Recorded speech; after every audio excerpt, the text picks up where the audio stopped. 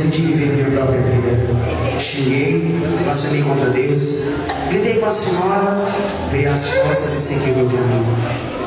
Lembro-me que a senhora ajudou muito. A senhora foi lá em busca do que chamava de liberdade.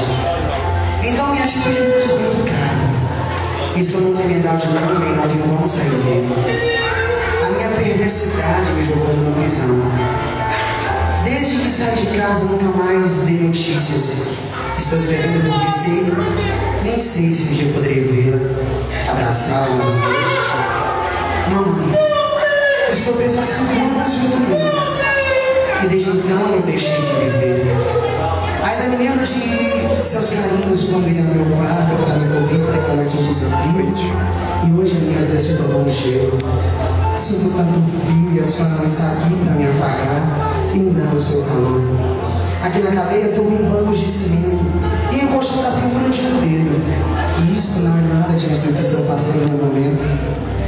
Estou no meio de uma rebelião de presos e estamos todos amontoados num único cubículo. Tem fogo por todo lado, um verdadeiro inferno. Não se ouve gritos, muitos gritos de dor, de medo. Meu cubículo foi escolhido para negociar os pedidos dos presos. Como dizem, somos o Cristo, vamos pagar o pato. Apesar das celas estarem todas estancadas, não tem como fugir. E aqueles que tentam não chegam a dar 10 passos.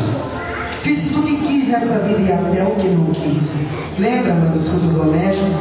A senhora e o papai falando do amor de Deus, da sua graça salvadora e que eram unidos em Cristo Jesus. Agora eu sei de que liberdade vocês falavam. Abandonei tudo que vocês me ensinaram e hoje só me resta a saudade.